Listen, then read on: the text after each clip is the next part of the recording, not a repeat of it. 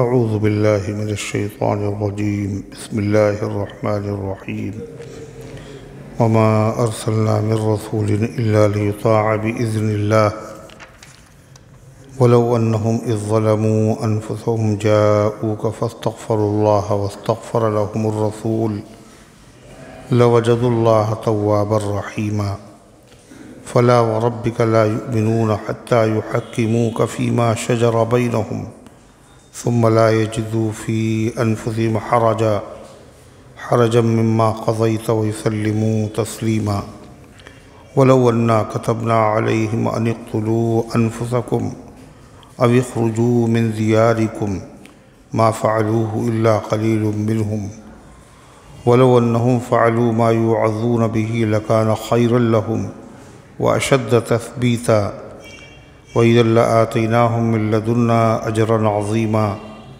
وَلَهَدَيْنَاهُمْ صِرَاطًا مُّسْتَقِيمًا وَمَن يُطِعِ اللَّهَ وَالرَّسُولَ فَأُولَٰئِكَ مَعَ الَّذِينَ أَنْعَمَ اللَّهُ عَلَيْهِم مِّنَ النَّبِيِّينَ وَالصِّدِّيقِينَ وَالشُّهَدَاءِ وَالصَّالِحِينَ وَحَسُنَ أُولَٰئِكَ رَفِيقًا ذَلِكَ الْفَضْلُ مِنَ اللَّهِ وَكَفَىٰ بِاللَّهِ عَلِيمًا يا أيها الذين آمنوا خذوا حذركم فانفروا ثبات أو انفروا جميعا وإن منكم لمن ليبطئن فإن أصابتكم مصيبة قال قد أنعم الله علي إذ لم أكن معهم شهيدا ولئن أصابكم فضل من الله ليقولن كأن لم تكن بينكم وبينه مودة يا ليتني كنت معهم فأفوز فوزا عظيما فلتقاتل في سبيل الله الذين يشرون الحياة الدنيا بالآخرة ومن يقاتل في سبيل الله فيقتل أو يغلب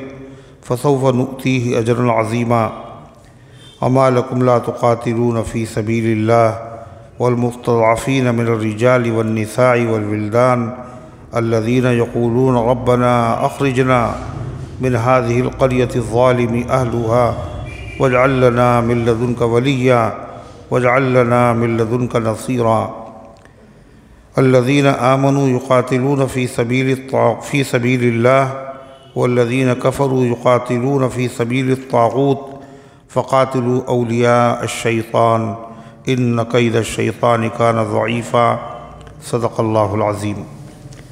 محترم حضرات، سامعین کرام، حاضرین مسجد، عزیزوں اور بزرگوں اور باوقار ماں اور بہنوں، یہ قرآن مقدس کے 5ویں پارے کی سورۃ النساء کی پاکیزہ، نورانی، مبارک، بعظمت، مطہر آیتیں ہیں۔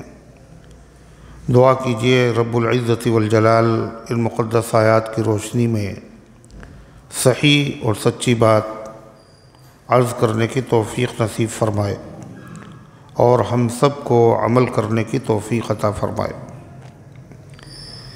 اس سے پہلے کی آیات میں ایک واقعے سے متعلق قرآن پاک کی آیات نازل ہوئیں۔ بشر نام کا ایک منافق تھا اور ایک یہودی، دونوں میں جھگڑا ہوا۔ یہودی نے کہا کہ اس جھگڑے کا فیصلہ اللہ کے نبی سے کراؤ، لیکن بشر جو منافق تھا، بظاہر کلمہ پڑھتا تھا، اس نے کہا کہ نہیں، بلکہ یہ فیصلہ کعب ابن اشرف جو یہودیوں کا عالم ہے اس سے کرائیں گے، لیکن مجبوری تھی، کلمہ پڑھتا تھا، تو راضی ہو گیا۔ بالآخر اللہ کے رسول صلی اللہ علیہ وسلم کی عدالت میں مقدمہ پہنچا اور وہی ہوا جس کو یہودی کو یقین تھا اور منافق کو بھی یقین تھا۔ یہودی کو یقین کیا تھا کہ فیصلہ حق ہی ہوگا اور حق میرا ہے، مجھے ملے گا، اور منافق کو بھی یقین تھا کہ اللہ کے نبی کی عدالت میں اگر فیصلہ گیا تو میرے حق میں فیصلہ تو ہوگا نہیں، اس لیے کہ ہم ناحق ہے اور یہودی حق پہ ہے، لیکن مجبوری تھی، اس لیے فیصلہ گیا اور وہی ہو گیا۔ تو منافق کہنے لگا کہ یہ فیصلہ چلو حضرت عمر سے کراتے ہیں چل کے۔ ایک روایت میں یہ بھی ہے کہ حضرت صدیق اکبر سے کراتے چل کے۔ تو صدیق اکبر کے پاس وہ مقدمہ گیا۔ حضرت صدیق اکبر سے اس یہودی نے کہا کہ اس کا فیصلہ حضور پاک صلی اللہ علیہ وسلم ہمارے حق میں کر چکے ہیں۔ تو انہوں نے کہا پھر فیصلہ تو وہی ہے جو اللہ کے نبی نے کیا، اور وہ دونوں وہاں سے باہر آ گئے۔ پھر اس نے کہا کہ چلو حضرت عمر سے فیصلہ کرائے، یعنی ترتیب ہے، پہلے اللہ کے نبی اور پھر صدیق اکبر اور پھر فاروق اعظم۔ تو یہ ترتیب جو ہے صرف مسلمانوں کے وہاں نہیں ہے، بلکہ جو دین کے دشمن، اسلام کے دشمن تھے، وہ بھی سمجھتے تھے کہ ترتیب یہی ہے، اللہ کے نبی کے بعد سب سے افضل صدیق اکبر ہیں اور پھر فاروق اعظم۔ منافق بھی سمجھتے تھے، یہودی بھی سمجھتے تھے، اور مکے کے مشرکین بھی یہی سمجھتے تھے۔ یاد کیجئے کہ احد کے واقعے کا جہاں ذکر آیا ہے، وہاں یہ بھی ذکر آیا تھا کہ جب جنگ ختم ہو گئی تو مشرکین کے لشکر کے سردار، جو اس زمانے میں ایمان والے نہیں تھے، حضرت ابو سفیان، انہوں نے جنگ کے خاتمے پہ کیا کہا تھا؟ 3 سوال کیے تھے۔ افی القوم محمد، کہ محمد صلی اللہ علیہ وسلم موجود ہیں؟ تو آپ نے فرمایا جواب نہ دینا۔ دوسرا سوال کیا تھا؟ افی القوم ابن ابی قحافہ، کہ ابو قحافہ کے لخت جگر ابو بکر ہیں؟ پھر آپ نے کہا جواب نہ دینا۔ تیسرا سوال افیکم افی القوم عمر ابن الخطاب، کہ تمہارے درمیان عمر ابن خطاب موجود ہیں؟ تو جواب جب نہیں ملا تو انہوں نے کہا لگتا ہے کہ تینوں مارے گئے، ورنہ جواب ہوتا خاموشی یہ بتا رہی ہے کہ تینوں ہیں نہیں۔ تو حضرت عمر رضی اللہ عنہ جو تھے وہ بے تاب ہو گئے، اور انہوں نے کہا اللہ نے تمہیں ذلیل کرنے کے لیے تینوں کو باقی رکھا اور سلامت رکھا۔ تو عرضے کی جو سوال کر رہا ہے وہ مشرکین کے لشکر کا سردار ہے، اس نے جو سوال کیے وہ بھی ترتیب کے ساتھ کیے۔ پہلے اللہ کے نبی کو پوچھا، اور پھر حضرت عمر کو نہیں پوچھا، حضرت ابو بکر کو پوچھا، اور پھر حضرت عمر فاروق کو پوچھا۔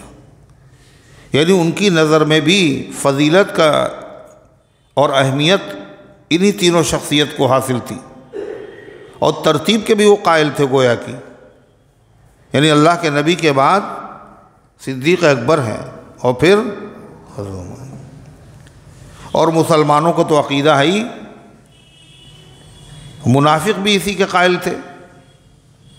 تو فیصلہ پہلے صدیق اکبر کی عدالت میں، نبی کی عدالت کے بعد، اور پھر حضرت عمر کی عدالت میں پہنچا۔ اس سے یہ بھی پتہ چلا کہ حضور انور صلی اللہ علیہ وسلم کی مبارک زندگی میں یہ دونوں بزرگ لوگوں کے فیصلے کیا کرتے تھے، یعنی یہ دور رسالت میں مفتی تھے۔ حضور پاک صلی اللہ علیہ وسلم کے مبارک زمانے میں، آپ کی موجودگی میں، اس زمانے میں آپ موجود ہیں مدینہ طیبہ میں، یہ کام حضرت صدیق اکبر بھی کرتے تھے اور حضرت عمر بھی کرتے تھے، یعنی قاضی تھے اور مفتی تھے۔ جب حضرت عمر کے پاس وہ مقدمہ پہنچا تو حضرت عمر رضی اللہ عنہ سے اس یہودی نے وہی بات دہرائی کہ اللہ کے نبی صلی اللہ علیہ وسلم نے فیصلہ میرے حق میں کیا تھا۔ انہوں نے کہا عمر کے پاس چلو۔ تو حضرت عمر نے پوچھا کہ یہ صحیح بات ہے؟ تو اس منافق نے کہا کہ ہاں صحیح ہے۔ حضرت عمر نے کہا پھر ٹھہرو تم لوگ، اور اندر سے تلوار لے کے آئے اور اس کا سر یہ کہہ کے اڑا دیا جس کو نبی کا فیصلہ منظور نہیں، عمر کا فیصلہ اس کے بارے میں یہ ہے۔ پھر ایک ہنگامہ برپا ہو گیا کہ عمر نے ایک کلمہ پڑھنے والے کو مار ڈالا، ایک مسلمان کو قتل کر دیا۔ بات نبی کریم صلی اللہ علیہ وسلم کی خدمت میں پہنچی۔ آپ نے فرمایا مجھے امید نہیں ہے کہ عمر ایسی جرأت کریں گے کہ کسی ایمان والے کو عمر قتل کر دیں، مجھے امید نہیں ہے۔ تو حضرت عمر رضی اللہ عنہ نے فرمایا کہ اے اللہ کے رسول، اس نے آپ کا فیصلہ مانا نہیں، اور جو آپ کا فیصلہ نہ مانے وہ مسلمان نہیں، جو آپ کا فیصلہ نہ مانے وہ مسلمان ہی نہیں، تو میں نے کسی مسلمان کو قتل ہی نہیں کیا۔ تو بجائے اس کے کہ وہ لوگ شرمندہ ہوتے، نادم ہوتے، اس کی قوم کے لوگ، انہوں نے بات بنانے کی کوشش کی اور اللہ کے نبی صلی اللہ علیہ وسلم کی خدمت میں عرض کیا کہ اے اللہ کے رسول، یہ فیصلہ جو عمر کے پاس لے جایا گیا تھا وہ اس لیے نہیں تھا کہ آپ کا فیصلہ ہمیں منظور نہیں ہے، فیصلے کو رد نہیں کیا۔ حضرت عمر کے بعد فیصلہ کرانے تھوڑی گئے تھے، وہاں تو ہم دونوں صلح کرانے گئے تھے کہ فیصلہ تو یہی ہے، مگر کچھ ایسی شکل نکل آئے کہ دونوں لوگ راضی رہے۔ تو حضرت عمر کے بعد ہم جو گئے تھے فیصلہ کرانے تھوڑی گئے تھے، ہم صلح کرانے گئے، تو قسمیں کھانے لگے۔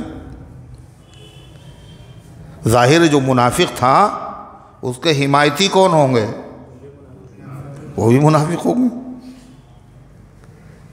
تو اللہ تبارک و تعالیٰ نے قرآن کریم کی آیتیں نازل کر کے پوری حقیقت کو تشتزبام کر دیا اور حضرت عمر رضی اللہ تعالیٰ عنہ کی فیصلے کی تائید فرما دی۔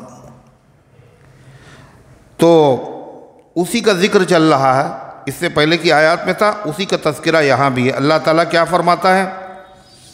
فرما وما ارسلنا من رسول، اور ہم نے نہیں بھیجا کسی رسول کو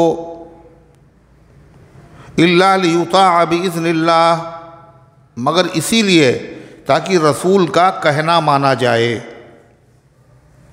اللہ کے حکم سے، اللہ کا حکم ہے کہ جس نبی کو جس زمانے میں ہم بھیجیں وہاں اس زمانے کے لوگ اس نبی کا کہنا مانیں، اس لیے کہ نبی کی بات اپنی بات نہیں ہے، وہ تو اللہ کی بات ہے۔ گفتئے اللہ بود، گرچہ از حلقوم عبداللہ بود، اللہ کے بندے کی زبان سے بات نکل رہی ہے مگر وہ بات اللہ کی بات ہے۔ وما ينطق عن الهوى ان هو الا وحی یوحی، نبی اپنی مرضی سے کوئی بات نہیں کہتے، وہ تو اللہ کی طرف سے وحی ہوتی ہے وہ جو نبی بیان کرتے۔ تو اس لیے اللہ تعالیٰ فرماتا ہم نے کسی بھی نبی کو جو دنیا میں بھیجا تو وہ کس لیے بھیجا؟ تاکہ اس زمانے کے لوگ ان کا کہنا مانیں۔ نبی کا کہنا ماننا امتی پر فرض ہے بغیر کسی شرط کے۔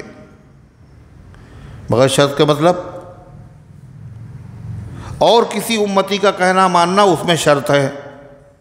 امتی نے جو بات کہی ہے وہ اگر اللہ اس کے رسول کے حکم کے مطابق ہے تو مانی جائے گی، اللہ اس کے رسول کے حکم کے خلاف اگر ہے تو چاہے جتنا بڑا آدمی ہو اس کی بات نہیں مانی۔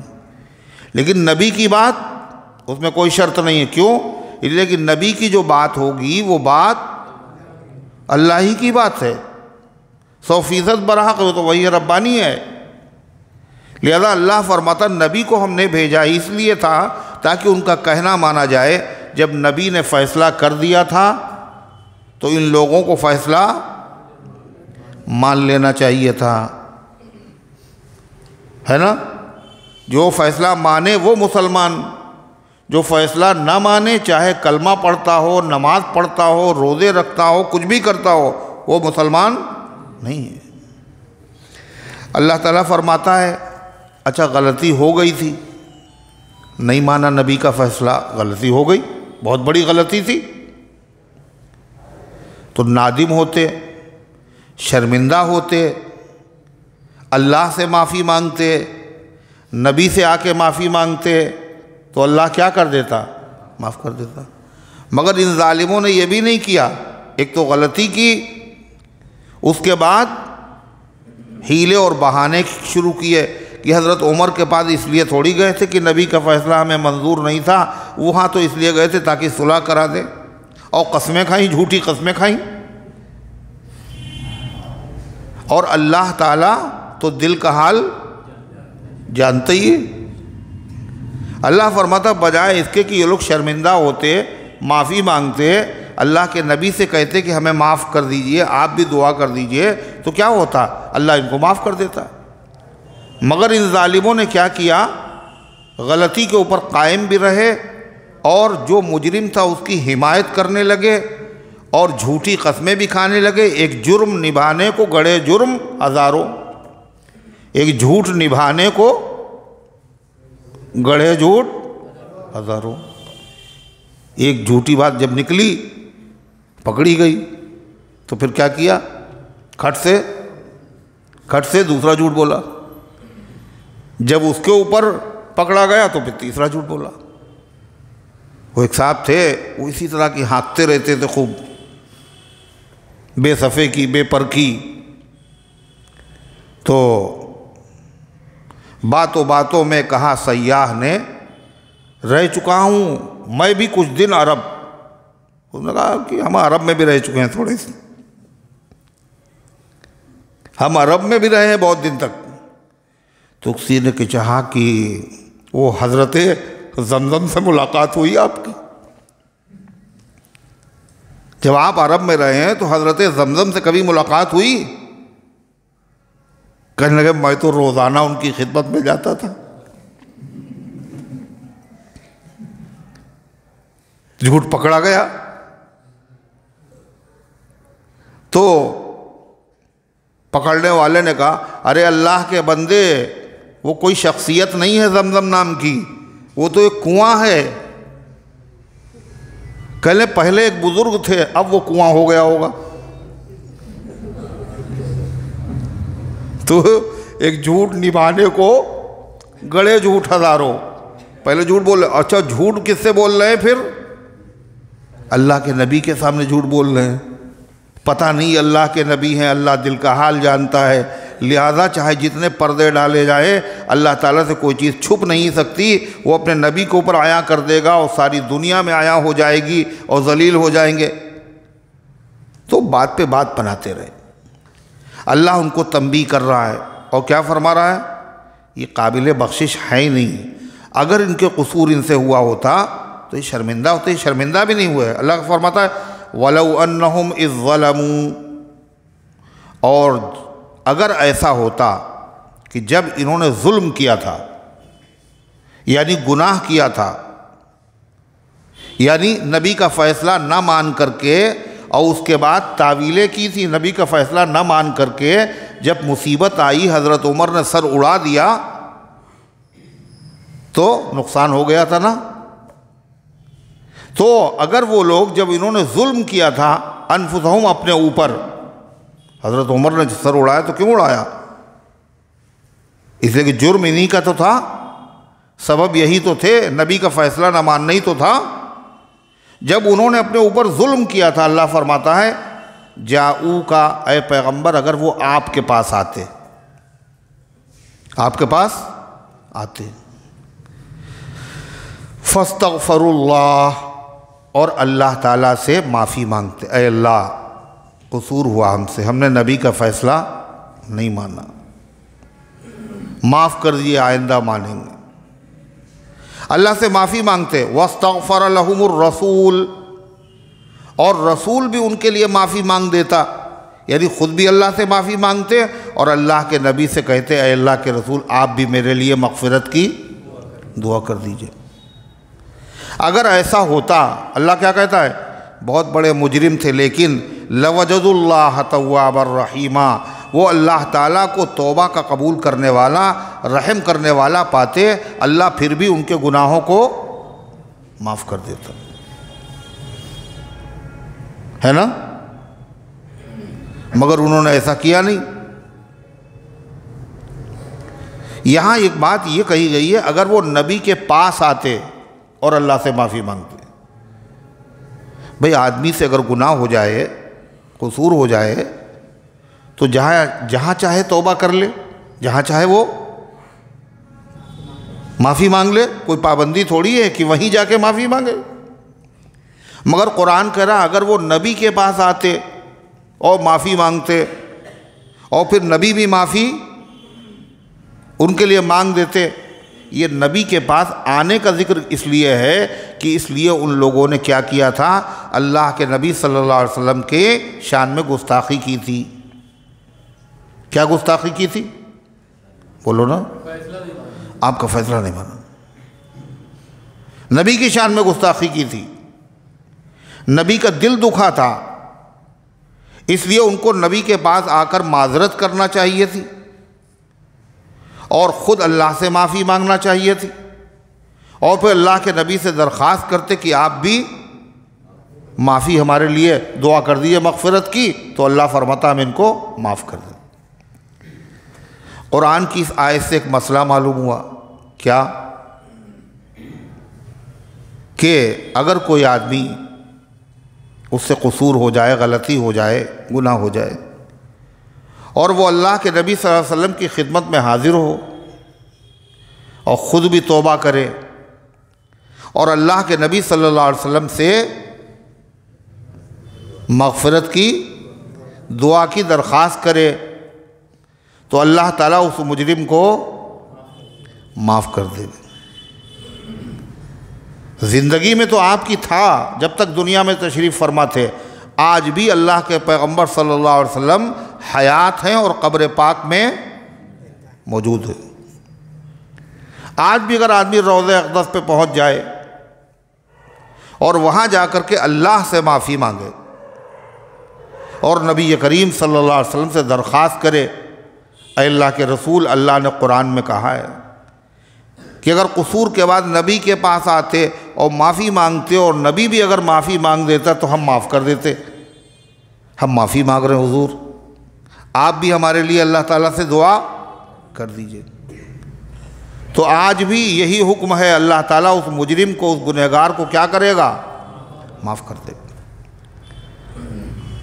حضرت علی رضی اللہ عنہ فرماتے ہیں کہ نبی کریم صلی اللہ علیہ وسلم کی وفات کے 3 دن بعد، آپ کی جب تدفین ہو گئی تو 3 دن کے بعد ایک بدو، ایک عرابی، ایک دیہاتی آیا اور آپ کی قبر کے پاس اس نے یہ کہا کہ اے اللہ کے رسول، اللہ نے قرآن میں کہا ہے کہ اگر انہوں نے اپنا اوپر ظلم کیا ہو، قصور کیا ہو، اور پھر وہ آپ کے پاس آتے اور خود معافی مانگتے اور اللہ کے نبی سے معافی کی درخواست کرتے تو ہم معاف کر دیتے۔ اے اللہ کے رسول، میں گنہگار ہوں، قصوروار ہوں، آپ کی خدمت میں آیا ہوں، میں اللہ سے معافی مانگ رہا ہوں اور آپ سے درخواست کر رہا ہوں کہ آپ بھی میرے لیے مغفرت کی دعا کر دیجئے۔ اور یہ کہا، اور اس نے یہ بھی کہا، نفس الفداء لقبر انت ساکنہ فیہ العفاف وفیہ الجود والکرم۔ نفس الفداء، میری جان قربان ہو ایسی قبر پر، انت ساکنہ، جس میں آپ تشریف فرما ہے۔ میری جان قربان ہو جائے اس قبر پر جس میں آپ تشریف فرمائیں۔ فیہ العفاف وفیہ الجود والکرم، اس قبر میں پاکیزگی بھی ہے، شرافت بھی ہے، سخاوت بھی ہے، سب کچھ موجود ہے۔ اور یہ کہنے کے بعد وہ وہاں سے چلا گیا۔ تو ایک روایت میں تو یہ ہے کہ قبر سے آواز آئی، غفر لک، تجھے بخش دیا گیا۔ بحر محیط میں یہی لکھا ہوا ہے۔ اور علامہ ابن کثیر نے اپنی تفسیر میں لکھا ہے کہ ایک بزرگ وہاں موجود تھے، ان کو خواب میں نبی کریم علیہ السلام کی زیارت ہوئی اور آپ نے فرمایا اس دیہاتی سے جا کے کہہ دو اللہ نے تمہیں معاف کر دیا۔ تو اللہ تعالیٰ کیا فرماتا ہے؟ فَلَا وَرَبِّكَ لَا يُؤْمِنُونَ۔ آگے کیا کہا خدا نے؟ یہ لوگ جو اپنے آپ کو مسلمان کہتے ہیں اور کلمہ پڑھتے ہیں اور پھر بھی انہوں نے نبی کے فیصلے کو نہیں مانا، اور ان کے برادری کے لوگ کہہ رہے کہ عمر نے ایک مسلمان آدمی کو مار دیا، یہ مسلمان تھا ہی نہیں۔ اللہ کیا کہہ رہا ہے؟ فَلَا وَرَبِّكَ لَا يُؤْمِنُونَ، قسم ہے آپ کے رب کی۔ کون کہہ رہا ہے؟ اللہ اپنے نبی کو خطاب کر کے آپ کے رب کی قسم، لا یؤمنون، یہ ایمان والے نہیں ہو سکتے۔ کوئی بھی آدمی ایمان والا ہو ہی نہیں سکتا حتی یحکموک فیما شجر بینہم، یہاں تک کہ وہ آپ کو فیصل بنائیں اپنے جھگڑے میں۔ کوئی جھگڑا ہو اس میں جب تک آپ کو فیصل، آپ کو حکم نہ بنائیں اس وقت تک مومن نہیں ہو سکتے۔ فیصلہ آپ سے کرائیں، ایک بات۔ دوسری بات، ثم لا یجدوا فی انفسہم حرجا، اور پھر نہ پائیں اپنے دلوں میں تنگی، مما قضیت، آپ کے فیصلے سے۔ صرف یہی نہیں کہ نبی سے فیصلہ کرائیں، دوسری شرط کیا ہے؟ نبی کے فیصلے کے بعد دل میں بولو تنگی نہ ہو، ملال نہ ہو، بددلی نہ ہو کہ میرے خلاف فیصلہ ہو، میرے حق میں فیصلہ نہیں ہوا۔ وَيُسَلِّمُوا تَسْلِيمًا، اور اس کو تسلیم کر لیں، مان لیں جان و دل سے، ظاہر میں بھی اس کو مانیں اور باطن دل سے بھی اس کو مانیں۔ جب تک ایسا نہ ہو جب تک مومن نہیں ہو سکتے۔ یہ کام، یہ حکم اللہ کے نبی کی زندگی کا تھا۔ آپ موجود تھے تو آپ سے فیصلہ کرایا جاتا، لیکن آج بھی یہ حکم ہے، نبی تو موجود نہیں ہے مگر نبی کے فرامین، نبی کی شریعت موجود ہے۔ لہذا ہر مسلمان کو چاہیے جب بھی آپس میں اختلاف ہو تو اس اختلاف کا فیصلہ کہاں سے کرائے؟ قرآن اور سنت کے فیصلے کو پر راضی رہے۔ اگر کوئی قرآن و سنت کے فیصلے پر راضی نہیں ہوا، اس نے کہا ہمیں شریعت کا فیصلہ منظور نہیں ہے، تو وہ مسلمان نہیں ہو سکتا، وہ مسلمان نہیں ہو سکتا۔ اور اس سے ایک مسئلہ اور معلوم ہوا، کیا؟ کہ جو چیز اللہ اس کے رسول صلی اللہ علیہ وسلم سے ثابت ہے، زبان سے ثابت ہو یا عمل سے ثابت ہو، اگر اس چیز کے کرنے میں آدمی کو تردد ہو رہا ہے، پریشانی ہو رہی ہے، یعنی وہ اس کو ہلکا معمولی سمجھ رہا ہے، تو ایسا آدمی متقی و پرہیزگار نہیں ہو سکتا، بلکہ وہ اس کو تقوی کا ہیضہ ہے، تقوی کی بیماری ہے اس کو، وہ متقی نہیں، پرہیزگار نہیں۔ مثال کے طور پر بیماری کی حالت میں جب پانی نقصان کر رہا ہو، یا بیمار ہو جانے کا اندیشہ ہو، یا بیماری بڑھ جانے کا اندیشہ ہو، تو ایسی صورت میں نماز پڑھنے کا کیا طریقہ ہے؟ بولو نا، تیمم کر لو۔ اب وہ آدمی کیا کہہ رہا ہے؟ تیمم سے مجھے تسلی نہیں ہوتی۔ کیا کہہ رہا ہے؟ مطلب جب تک وضو نہ کرو مزہ نہیں تھا، تیمم کرنے سے ہمیں تسلی نہیں ہوتی، ہم تو وضو کریں گے۔ ایسے لوگ ہیں نہیں ہیں؟ تو جو آدمی یہ کرے وہ کیا ہے؟ یہ تقوی نہیں، یہ بزرگی نہیں ہے، بلکہ یہ بیماری اور مرض ہے۔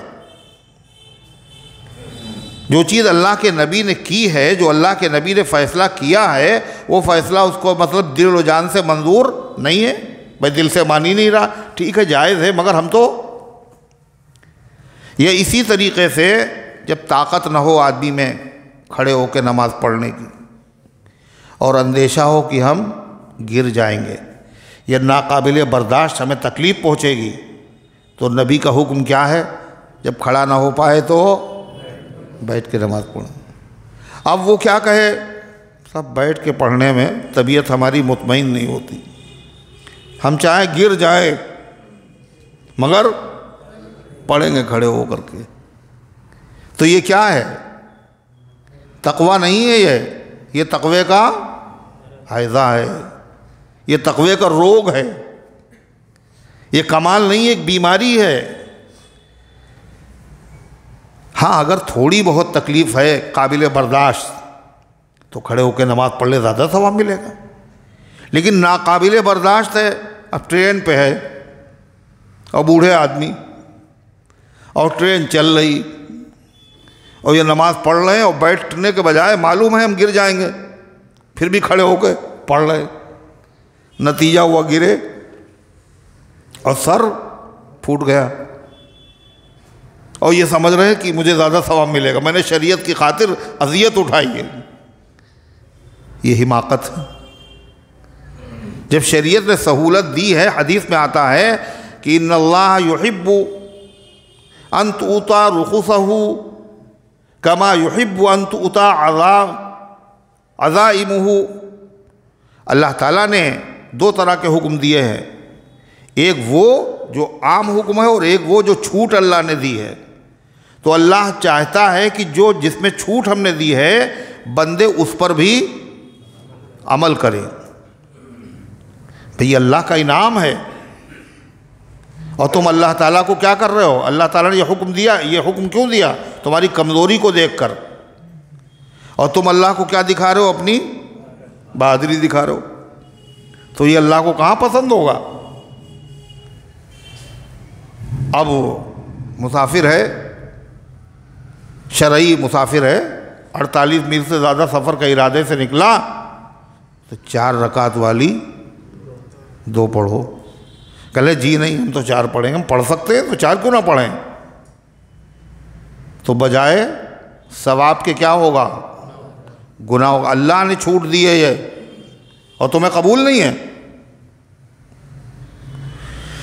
تو اللہ تعالیٰ نے کیا ارشاد فرمایا؟ فَلَا وَرَبِّكَ۔ ایک روایت میں آتا ہے، اس کا ایک اور شأن نزول ذکر کیا گیا ہے کہ نبی کریم صلی اللہ علیہ وسلم کی خدمت میں ایک مقدمہ آیا، اور مقدمہ کس کا تھا؟ حضرت عبداللہ ابن حضرت زبیر۔ حضرت زبیر کون؟ زبیر کون ہے؟ حضور صلی اللہ علیہ وسلم کے رشتہ دار ہیں، ہے نا؟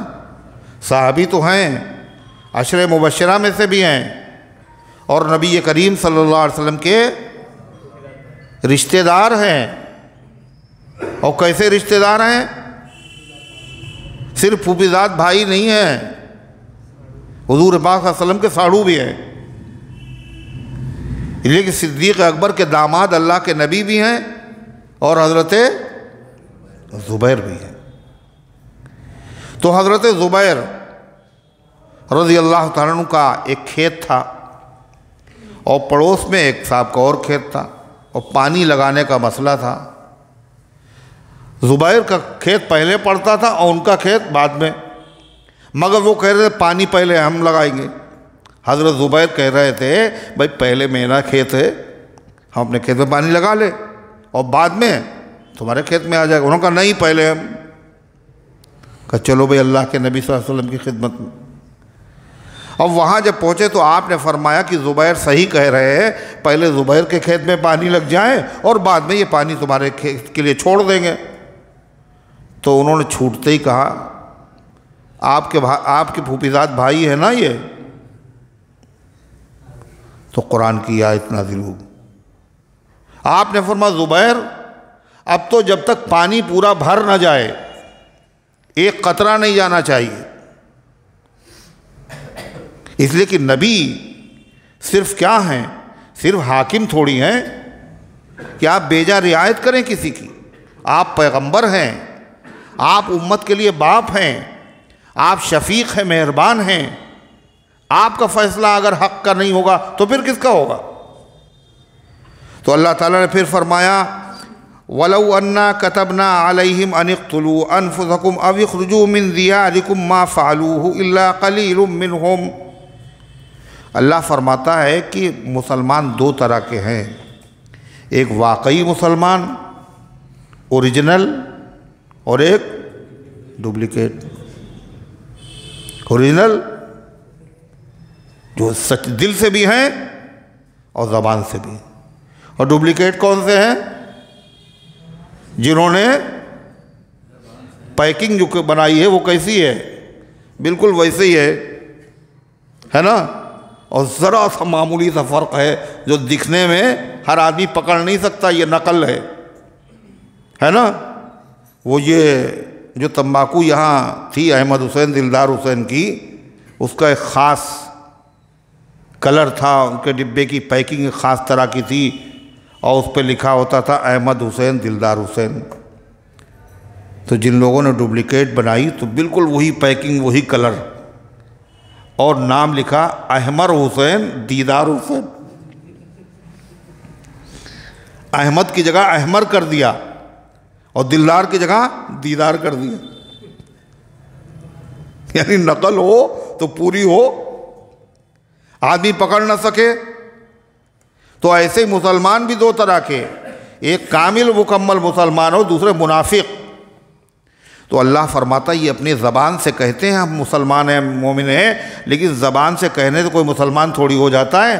مسلمان اور ایمان والے تو وہی ہیں جب اللہ کا حکم آ جائے، نبی کا حکم آ جائے تو چاہے جتنا سخت ہو، وہ اپنا سر، اپنا دھڑ، اپنا جسم، اپنی عزت، اپنی آبرو سب قربان کر دیتے۔ اللہ فرماتا یہ منافقین یہ تو ایسے ہیں کہ اگر ہم ان کو حکم دیں، کیا حکم دیں سنیے، یہ تو اللہ کہتا ہم نے آسان ان کو حکم دیے ہیں، تب ان کا یہ حال ہے۔ اگر ہم ان کو مشکل حکم دیتے تو یہ ہرگز اس پر عمل نہ کرتے۔ کیا؟ جیسے سنیے، وَلَوْ أَنَّا كَتَبْنَا عَلَيْهِمْ أَنِ اقْتُلُوا أَنفُسَكُمْ، اور اگر ہم ان پر فرض کر دیتے أَنِ اقْتُلُوا أَنفُسَكُمْ کہ اپنے آپ کو قتل کر دو، کیا حکم دیتے؟ اللہ کا حکم کیا تھا؟ اپنے آپ کو قتل کرو، خودکشی کرو۔ أَوِ اخْرُجُوا مِنْ دِيَارِكُمْ، یا نکل جاؤ اپنے وطن سے، اپنا وطن چھوڑ دو۔ اللہ فرماتا ما فعلوه الا قلیل منہم، تو یہ لوگ اس پر عمل نہیں کرتے مگر تھوڑے سے لوگ، زیادہ تر لوگ اس پر عمل نہیں کرتے، تھوڑے سے لوگ عمل کرتے۔ اور جو تھوڑے سے لوگ ہوتے وہ کون ہوتے؟ مخلص، کامل مکمل ایمان والے۔ اور یہ جو منافق ہیں، کمزور ایمان والے ہیں، یہ اس پر عمل نہ کرتے۔ یہ قرآن کی آیتیں کب نازل ہوئی؟ جب وہ واقعہ پیش آ گیا، وہی والا جس میں حضرت عمر نے فیصلہ کیا تھا، تو اس میں لڑائی کس سے ہوئی تھی؟ جھگڑا کس سے ہوا تھا؟ ایک یہودی تھا اور ایک منافق تھا۔ اب منافق چونکہ کلمہ پڑھتا تھا نا، اور یہودی تو پڑھتا نہیں تھا، یہودیوں نے بھی تانے دینے شروع کر دیے پھر مسلمانوں کو۔ کیا تانا دیا؟ کہ میاں نبی کا کلمہ بھی پڑھتے ہو تم لوگ اور کہنا بھی نہیں مانتے، ان کا فیصلہ بھی نہیں مانا۔ ہم لوگوں کو دیکھو، اللہ تعالیٰ کا حکم آیا تھا ان اقتلوا انفسکم، قتل کرو اپنے آپ کو توبہ کے لیے۔ جب بچھڑی کی پوجا کی تھی نا، اللہ کا حکم آیا تھا اپنے آپ کو قتل کرو، تو اللہ کے اس حکم پر ہم لوگوں نے عمل کیا تھا اور 70,000 لوگ قتل ہوئے تھے۔ اور تم لوگ خالی دعویٰ ہے تمہارا ہم مسلمان ہیں، کلمہ پڑھتے ہیں، لیکن تم نے کیا کیا؟ نبی کا ایک فیصلہ مانا نہیں۔ تو قرآن کی آیتیں نازل ہوئی۔ اللہ کیا کہہ رہا ہے؟ کیا جواب دیا خدا نے؟ اس میں یہودیوں کو بھی جواب ہے کہ یہ جو حال ہے، فیصلہ نبی کا نہ ماننا، اپنے فائدے کی خاطر شریعت کے حکم کو نظر انداز کر دینا اپنے مفاد کی خاطر، یہ سچے مسلمانوں کا کام نہیں ہے۔ یہ کس کا کام ہے؟ بولو، منافقوں کا۔ لہذا یہ حکم سب کے اوپر مت لگاؤ، صحابہ تو ایسے ہیں جنہوں نے کیا کیا؟ اشارہ پاتے ہی اپنی جان بھی قربان کی، اپنا مال بھی قربان کیا، اپنی آبرو بھی قربان کی، اپنے بیوی بچوں کو قربان کیا۔ ارے ہے یا نہیں؟ اللہ فرماتا ہے وَلَوْ أَنَّا كَتَبْنَا عَلَيْهِمْ، اور اگر ہم ان پر فرض کر دیتے یہ بات کہ تم خودکشی کر لو، اپنے آپ کو قتل کرو یعنی خودکشی کر لو، اب اخرجوا من دیارکم، تو یا نکل جاؤ تم اپنے گھروں سے، اپنے وطن سے، ما فعلوہ، تو یہ کرتے نہیں مگر تھوڑے سے لوگ ان میں سے۔ قرآن کی جب یہ آیت اللہ کے نبی نے سنائی تو ایک صحابی کی زبان سے نکلا، اللہ کا شکر ہے اللہ تعالیٰ نے اس آزمائش میں ہمیں نہیں ڈالا، اللہ نے اس آزمائش میں ہمیں نہیں ڈالا، اللہ نے ہم سے یہ والا امتحان نہیں لیا۔ کون سا؟ کہ اللہ فرض کر دیتا کہ اپنے آپ کو قتل کر دو یا اپنا وطن چھوڑ کر کے نکل جاؤ، اللہ نے آزمائش میں نہیں ڈالا۔ تو اللہ کے رسول صلی اللہ علیہ وسلم نے جب سنا تو آپ نے فرمایا میری امت میں کچھ لوگ ایسے ہیں جن کے دلوں میں ایمان ایسا ہے جیسے پہاڑ جمے ہوئے ہیں زمین پہ، جیسے پہاڑ زمین کے اندر جمے ہوئے ہیں، جنبش نہیں کھاتے۔ میری امت کے بعض لوگ ایسے ان کے دل کے اندر ایمان اس طرح جمع ہوا ہے جیسے پہاڑ زمین پہ جمے ہوئے۔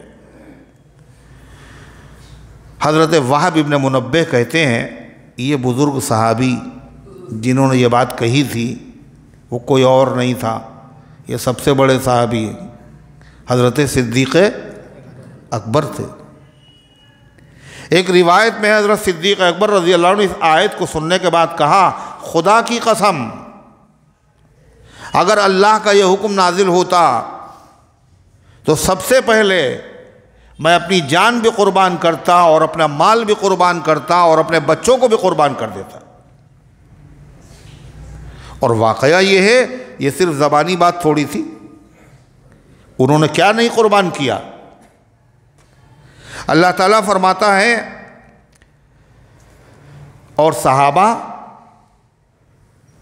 اس میں دو حکم بتائے گا، ایک اپنے آپ کو قتل کرو اگر یہ حکم نازل ہوتا، دوسرے اپنا وطن چھوڑ دو۔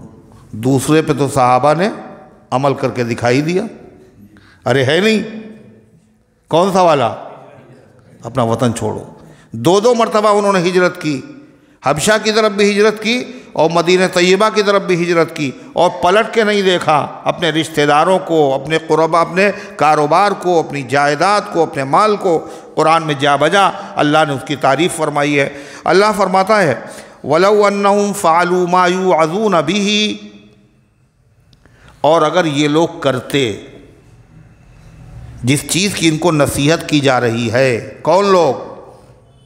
وہی جنہوں نے فیصلہ نہیں مانا تھا، جن سے کہا جا رہا ہے کہ نبی کا حکم ماننا ضروری ہے اور نبی کا حکم نہ ماننا کفر ہے اور نبی کا حکم ماننا ہی ایمان ہے۔ اگر وہ کر لیتے وہ جس چیز کی ان کو نصیحت کی جا رہی ہے، لَكَانَ خَيْرًا لَهُمْ، تو یہ ان کے حق میں بہتر ہوتا، دنیا میں بھی بہتر ہوتا اور آخرت میں تو کیا ملتا؟ ان کو جنت کے مقامات اور درجے ثواب ملتا، اور دنیا میں کیا ہوتا؟ وَأَشَدَّ تَثْبِيتًا، اور یہ چیز ان کے ایمان کو پکا کر دیتی، ان کے ایمان کو پکا کرنے والی ہوتی۔ جب ایک آدمی کسی کام کو کرتا رہتا ہے تو کیا ہوتا ہے؟ وہ چیز پکی ہو جاتی نہیں ہو جاتی،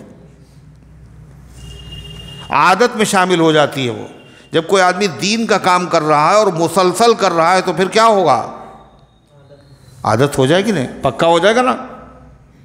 اللہ تعالیٰ فرماتا ہے وَإِذًا لَّآتَيْنَاهُم مِّن لَّدُنَّا أَجْرًا عَظِيمًا، اور جب ان کا ایمان پکا ہو جاتا اور یہ مکمل اطاعت کرتے تو ہم ان کو عطا فرماتے اپنی طرف سے بہت بڑا اجر و ثواب۔ کہاں؟ آخرت میں۔ وَلَهَدَيْنَاهُمْ صِرَاطًا مُسْتَقِيمًا، اور ہم ان کی رہنمائی کرتے سیدھے راستے کی طرف، یعنی جنت جو سیدھا پہنچانے والا راستہ ہے اس راستے کو دکھا بھی دیتے، اس پر ان کو چلا بھی دیتے۔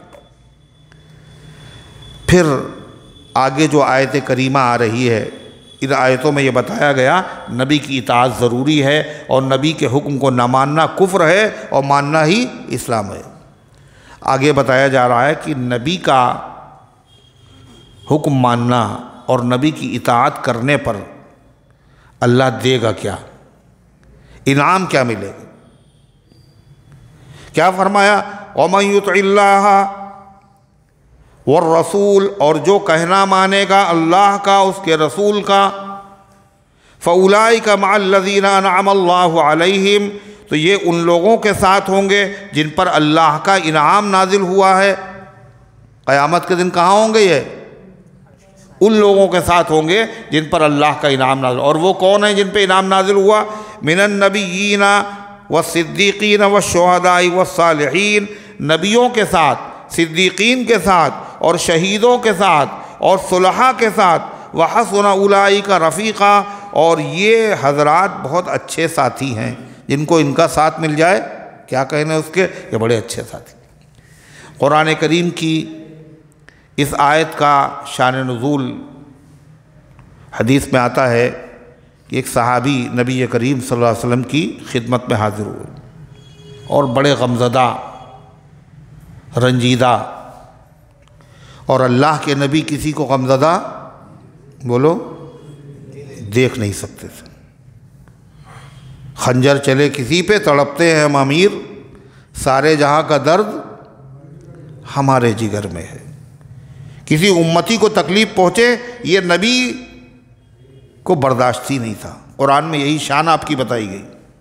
سورہ توبہ اللہ کہتا ہے عزیز علیہ ما عنتم حریص علیکم بالمؤمنین رؤوف الرحیم لقد جاءکم رسول من انفسکم، تمہارے پاس وہ رسول آ چکے ہیں جو تمہیں میں سے ہیں۔ کیا شان ہے ان کی، کیا صفت ہے ان کی؟ عزیز علیہ، ان پر شاق گزرتی ہے، گراں گزرتی ہے وہ چیز جس سے تم مشقت میں مبتلا ہو جاؤ۔ مشقت تم کو ہو رہی ہے مگر تکلیف نبی کو ہوتی۔ حریص علیکم، وہ نبی تمہاری بھلائی کے حریص اور لالچی ہیں، وہ چاہتے دنیا کی بھی بھلائیاں مل جائیں میرے امت کو اور آخرت کی بھلائیاں میں مل جائے۔ یہ نبی کی شان کس نے بیان کی؟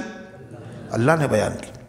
رحمت للعالمین ہیں آپ تشریف فرماتے مسجد میں، دیکھا ایک صحابی بیٹھے ہوئے ہیں اور سارے لوگ مسجد سے بولو جا چکے، تو آپ نے فرمایا کیا بات ہے، تم بیٹھے ہو، سب چلے گئے، تم یہاں مسجد میں اکیلے بیٹھو، کیا بات ہے؟ اے اللہ کے رسول قرضے سے بہت پریشان۔ اچھا تو ہم تمہیں ایک دعا بتاتے ہیں، اس کو پڑھ لینا، اگر پہاڑ کے برابر بھی قرضہ ہوگا تو ادا ہو جائے۔ اللہم اکفنی بحلالک عن حرامک واغننی بفضلک عمن سواک۔ انہوں نے پڑھنا شروع کیا، اللہ نے فوراً قرضہ سب کا سب ان کا ادا ہو گیا۔ حضور انور صلی اللہ علیہ وسلم نے دیکھا ابو ہریرہ رضی اللہ عنہ کے ساتھ نکلے مدینے میں، اور ابو ہریرہ کہتے ہیں حضور میرا ہاتھ پکڑے ہوئے تھے اور جا رہے تھے، اور حضور کون ہے اور ابو ہریرہ کون ہے؟ بتائیے آپ، نبیوں کے امام ہیں آپ، اللہ کے محبوب ہیں آپ، اور ابو ہریرہ آپ کے ایک ادنا درجے کے غلام اور ساتھی ہیں، مگر حضور چلتے کیسے تھے؟ ابو ہریرہ کا ہاتھ بے تکلفی کے ساتھ پکڑ لیا اور چلے جا رہے۔ تو دیکھا ایک آدمی بہت پریشان، چہرے سے جسم سے خستہ حالی ٹپک رہی۔ آپ نے پوچھا کیا بیمار ہو؟ نہیں تو کیا ہوا ہے تمہیں؟ کہ فکروں نے الجھنوں نے میرا حال یہ کر دیا۔ آپ نے فرمایا اچھا تم یہ پڑھا کرو، توکلت علی الحی الذی لا یموت الحمد للہ الذی لم یتخذ ولدا ولم یکن له شریک فی الملک ولم یکن له ولی من الذل وکبرہ تکبیرا۔ سورہ بنی اسرائیل کی آخری آیت۔ ابو ہریرہ کہتے ہیں پھر ہم لوگ نکلے ایک مرتبہ حضور کے ساتھ، اس آدمی کو دیکھا وہ تھا ہی نہیں، وہ بدل گیا، شکل صورت لباس وضع قطع، حشاش بشاش شاد و فرحاں خرم، خوش و خرم نظر آ رہا۔ کیا حال ہے اب تمہارا؟ اے اللہ کے رسول، جو آپ نے بتایا تھا ہم نے پڑھا، اللہ تعالیٰ نے میری مدد فرمائی اور ساری مشکلات اللہ تعالیٰ نے ختم فرما دی۔ تو جس کو دیکھا رنجیدہ، حضور پاک صلی اللہ علیہ وسلم فوراً اس سے آپ نے سوال کیا، اور ہر ایک پہ نظر، ہر ایک کی فکر ہے آپ کو۔ انسان تو انسان، آپ کو جانوروں کی بھی فکر ہے۔ ایک صحابی کو آپ نے دیکھا، وہ بڑے دبلے ہو رہے، کیا ہوا؟ بیمار ہو کھلے؟ نہیں، ٹینشن، کوئی تکلیف، کوئی صدمہ نہیں۔ پھر یہ تمہیں کیا ہوا؟ آپ نے فرمایا اچھا یہ بتاؤ تم دعا کیا مانگتے ہو؟ کہنے دعا ہم یہ مانگتے ہیں اللہ بہت گنہگار ہوں اور جہنم کی سزا بڑی خطرناک، ہم جھیل نہیں پائیں گے اے اللہ، اور وہاں جو سزا ہوگی تو وہاں ذلیل بھی ہوں گے اور وہاں کی ذلت بھی بہت بڑی ہے اللہ۔ اے اللہ وہاں سزا نہ دیجیے گا، جو کچھ سزا دینا ہے یہی دے دیجیے۔ آپ نے کہا یہ کیا کیا تم نے؟ ارے غضب کر دیا تم نے، اللہ سے مانگا کیا؟ یہ کوئی مانگنے کی چیز ہے؟ اللہ سے جب بھی مانگا کرو سزا نہیں، عافیت مانگو، فضل مانگو، اللہ کا کرم مانگو۔ ہر ایک پہ نظر ہے نبی پاک صلی اللہ علیہ وسلم کی، اور ہر ایک کے دکھ کا، درد کا علاج و مرہم بن کر کے آپ آئے۔ تو آپ کے پاس وہ صحابی آئے اور غمزدہ، چہرے پہ حزن و ملال کے آثار۔ آپ نے فرمایا کیا ہوا؟ کہنے اے اللہ کے رسول مجھے محبت ہے آپ سے سب سے زیادہ، بیوی سے زیادہ، بچوں سے زیادہ، اپنی جان سے زیادہ، اور دل جب کبھی گھبراتا ہے تو آپ کی محفل میں آ جاتا ہوں، آپ کا دیدار کر لیتا ہوں، سکون ہو جاتا ہے۔ مگر مجھے خیال یہ پریشان کر رہا ہے کہ جب ہم مر جائیں گے اور آپ بھی اس دنیا سے چلے جائیں گے تو اولاً تو جنت میں میرا جانا یقینی نہیں، پتہ نہیں جنت ملے گی نہیں ملے گی، اور اگر مل بھی گئی تو جنت میں ہم کس درجے میں ہوں گے اور آپ کس اونچے بلند مقام کے اوپر ہوں گے۔ وہاں جب ہم آپ کی زیارت نہیں کریں گے تو دل کو سکون کیسے ملے گا؟ یہاں گھبراتے ہیں تو زیارت کرنے کے لیے آ جاتے ہیں، وہاں ہم کیسے آپ سے ملاقات کریں گے، کیسے زیارت نصیب ہوگی؟ یہ مجھے خیال پریشان کر رہا ہے۔ آپ نے سنا اور کوئی جواب دیا نہیں، اس لیے کہ اپنی طرف سے تو آپ کچھ کہتے نہیں تھے۔ حضرت جبریل علیہ السلام نازل ہوئے اور قرآن کی یہ آیتیں اتاری۔ کیا کہا؟ گھبراؤ نہیں، جو اللہ اس کے رسول کی مکمل اطاعت کرے گا ہر چیز میں 100%، تو اللہ قیامت کے دن اس کو ساتھ نصیب فرمائے گا۔ کس کا؟ ان بندوں کا جن پر اللہ نے انعام فرمایا ہے، یعنی نبیوں کو ساتھ اسے نصیب ہوگا، صدیقین کا ساتھ نصیب ہوگا، شہیدوں کا ساتھ نصیب ہوگا، صالحین کے ساتھ نصیب ہوگا۔ تو ان کو سکون ہو گیا، اس لیے کہ وہ سب کیا تھے؟ 100% کہنا ماننے والے تھے، اطاعت کرنے والے تھے جناب محمد الرسول اللہ صلی اللہ علیہ وسلم۔ اس سے کیا پتہ چلا؟ اگر آدمی، یہ صرف انہی کے لیے نہیں تھا، قیامت تک کے لیے اصول و ضابطہ ہے، اگر نبی کی معیت چاہیے، صدیقین اور شہداء اور صالحین کا اگر قیامت کے دن ساتھ چاہیے تو کیا کرنا پڑے گا؟ یہ انعام ہے، یہ کاہے پہ ملے گا؟ اللہ کی اطاعت کرو اور اللہ کے رسول کی اطاعت کرو، اور جتنی اطاعت ہوگی 4 درجے بتائے گئے انعام میں جن پہ اللہ کا انعام ہوا۔ سب سے بڑا انعام کس پہ ہوا؟ نبیوں کو۔ دوسرا انعام صدیقین کو، تیسرا انعام شہیدوں کو، چوتھا انعام صالحین کو۔ ان کے ساتھ حشر ہوگا۔ اس کا مطلب کیا ہوا؟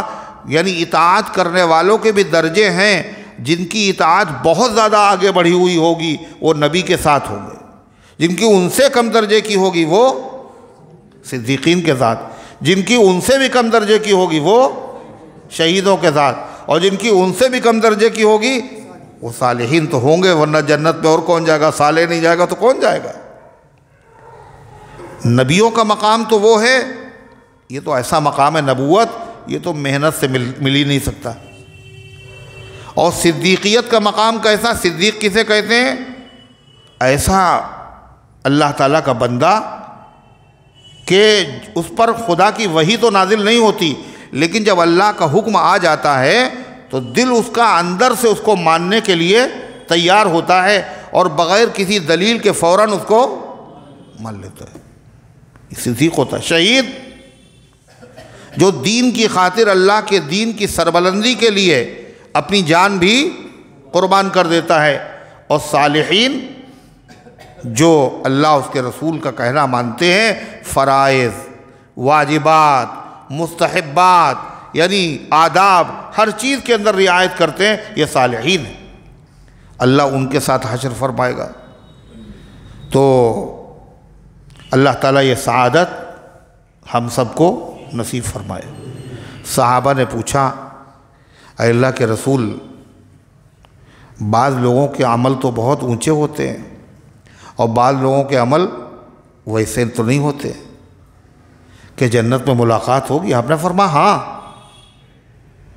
وہاں ملاقات ہوگی۔ کیوں ہوگی ملاقات؟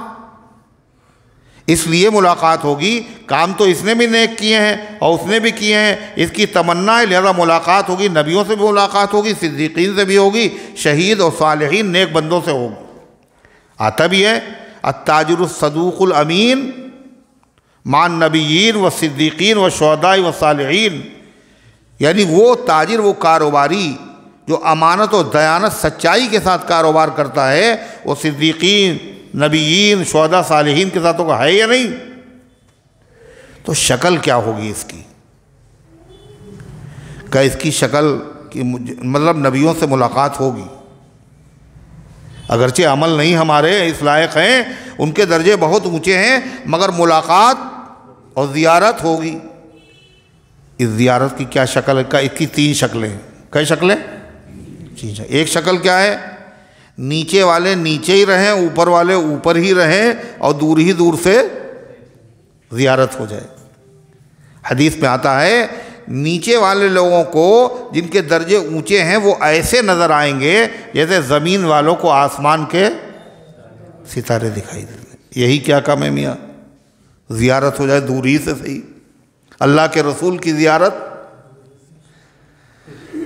دوسری چیز، دوسری شکل، جو اونچے درجے کے لوگ ہیں وہ نیچے کے درجے کے لوگوں کے پاس آئیں گے خود ملاقات کے لیے تاکہ زیارت ہو جائے، اوپر والے نیچے آئیں گے۔ اور تیسری شکل کیا ہے کہ نیچے والے بھی کبھی کبھی ملنے کے لیے اوپر والوں کے ساتھ چلے جائیں گے تھوڑی دیر کے لیے، اور بعض تو ایسے ہیں جو طفیلی بن کر کے آپ کے ساتھی میں رہیں گے۔ ایک صحابی ہیں، ان کا نام ہے حضرت ربیعہ ابن کعب اسلمی۔ یہ حضور پاک صلی اللہ علیہ وسلم کے ساتھ رات میں رہتے تھے، یعنی دروازے پہ، اور جب تہجد کا وقت ہوتا تو پانی لا دیا، مسواک رکھ دی۔ ایک دن انہوں نے تہجد کے وقت اللہ کے نبی اٹھے اور انہوں نے جلدی سے پانی لا کے رکھا، روز روز اس کا معمول تھا۔ تو آپ صلی اللہ علیہ وسلم بہت خوش ہوئے اور آپ نے کہا سل ما شیتا، مانگو کیا مانگتے ہو، جو تمنا ہو وہ بیان کرو۔ یہ بزرگوں پہ بھی کبھی کبھی رنگ ہوتا ہے، مانگو کیا مانگتے ہو، یہ مطلب ہے نہیں ان کے پاس کچھ، مگر اللہ سے تعلق ایسا ہوتا ہے کہ اگر کہہ دیں گے تو پھر ہو جائے گا۔ پاس ساری دولت ہے اور ہاتھ خالی ہے، سب کچھ خالی ہاتھ ہے، مگر اللہ پر بھروسہ اتنا ہے۔ لو اقسم علی اللہ لابرہ، اگر وہ قسم کھا لے اللہ پر کہ اللہ ایسا کر دے تو اللہ پھر ویسے ہی کر دیتا ہے۔ ایک صحابی تھے، ان کا نام تھا حضرت برا، ان کے بارے میں آپ نے فرمایا یہ انہی میں سے ہیں۔ تو صحابہ دیکھتے جب مشکل گھڑی آئی، کہنے برا کہاں، ذرا تلاش کرو ان کو، حضرت برا، اور دعا کر دو، دعا کا وقت ہے، دعا کر دیتے تو اللہ تعالیٰ معاملے کو آسان فرما دیا کرتا تھا۔ تو وہ حضرت کیا نام تھا ان بزرگ؟ خواجہ باقی باللہ، بہت بڑے بزرگ، دلی میں ان کی قبر ہے۔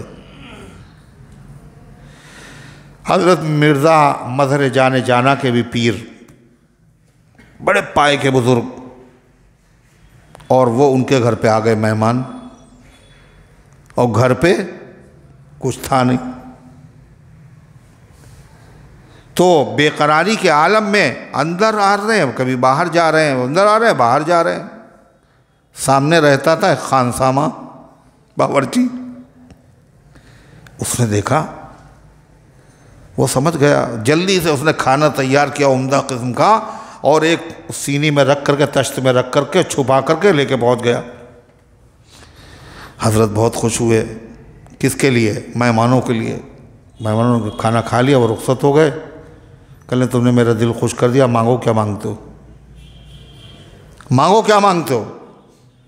مہمانوں کو کھانا کھلانے کے لیے ہے نہیں، اور کہے کیا رہے، مانگو کیا مانگتے ہو؟ کسی پہ ہے بھروسہ؟ اس کے قبضے میں تو سب کچھ ہے۔ تو وہ بھی بڑا عجیب آدمی تھا، وہ کہا حضرت کچھ نہیں چاہیے، بالکل اپنی طرح بنا لیجئے مجھے۔ کہنے کچھ اور مانگ لو، کچھ اور مانگ لو۔ کہا نہیں، مجھے چاہیے تو یہی، اس کے علاوہ کچھ نہیں چاہیے۔ کہا اچھا ٹھیک ہے بھائی، چلو پھر۔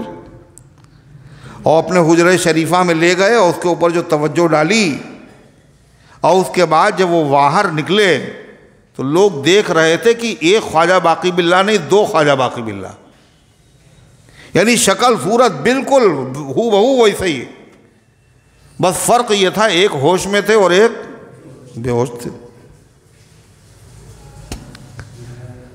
اور کچھ دنوں کے بعد ان کا انتقال ہو گیا، ہوش ہی نہیں آیا، اس لیے کہ جو ریاضت و مجاہدے کر کے انہوں نے جو طاقت حاصل کی تھی، وہ چاہتا تھا کہ ایک دم سے ہم سب پی لیں، ہے نا؟ تو بھاری بوجھ اگر کسی پہ ایک دم سے رکھ دیا جائے، پہلے سے عادت نہ ہو، تو کیا ہوگا اس کا حشر؟ یہی ہوگا۔ یہ تو اللہ کے نبی کے غلاموں کے غلاموں کے غلاموں کے غلاموں کے برابر ہے۔ اللہ کے نبی فرما رہے ہیں، کس سے؟ حضرت ربیعہ ابن کعب اسلمی سے، مانگو۔ تو انہوں نے کیا مانگا؟ اب تو مانگنے والے پہ ہے، دیکھیں کیا مانگتا ہے۔ اس وقت ابر رحمت جو ہے برس رہا ہے، لہذا جھولی بھر لینا چاہیے، اور مانگیں تو پھر کیا مانگیں؟ بولو۔ ارے بھلائی نہیں، ایسی چیز مانگیں جو بہت قیمتی ہو، سوچ ساچ کے مانگیں گے بھائی، ہے؟ تو حضور پاک صلی اللہ علیہ وسلم نے پوچھا کہ بھائی کیا چاہیے تمہیں، کیا مانگ؟ کہنے لگے مرافقتک فی الجنہ۔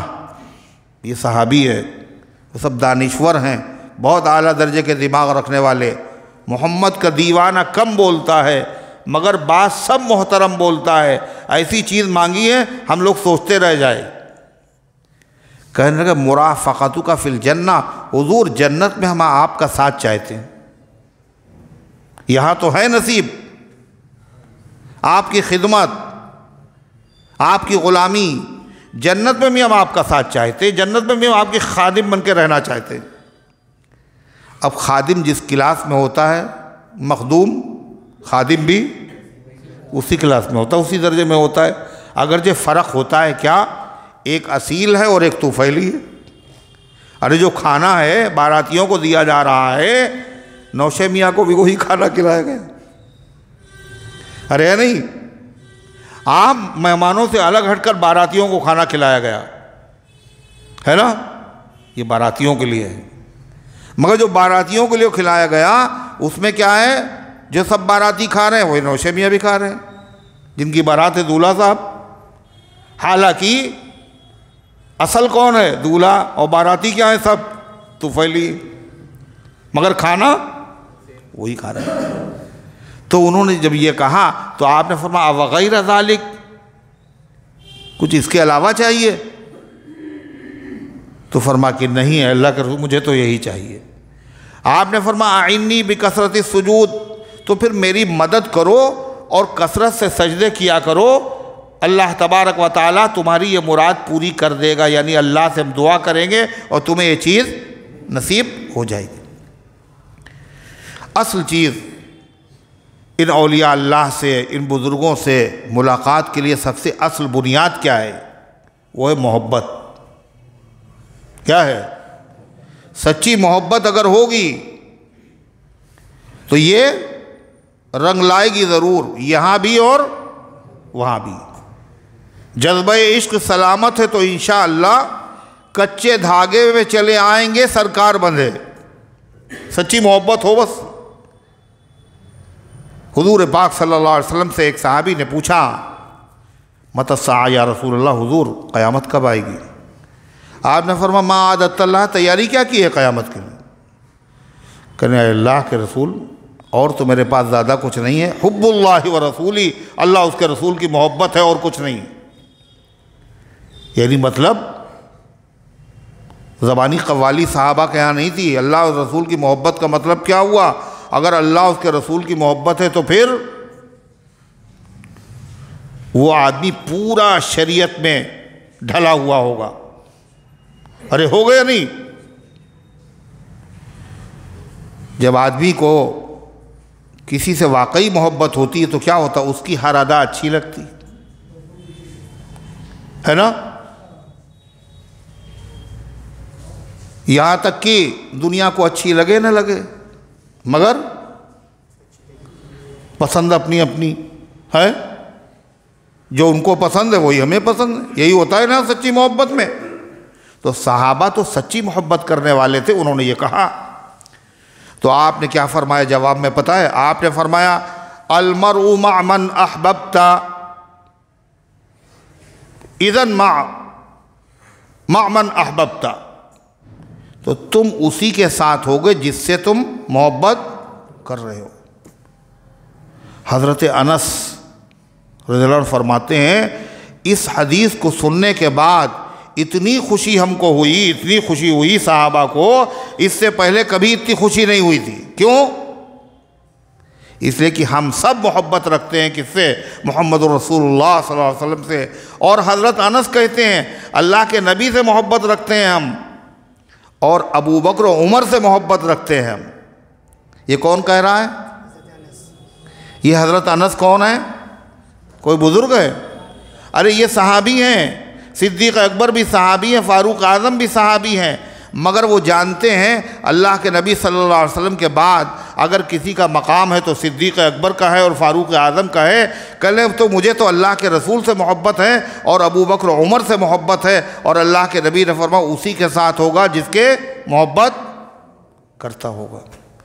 اب سمجھ لیجئے آپ، ابو بکر و عمر سے محبت کرنے والے انس ہیں، اور ہم لوگ بھی ابو بکر و عمر سے محبت کرنے والے ہیں، اور ابو بکر و عمر اللہ کے نبی سے سچی محبت کرنے والے ہیں۔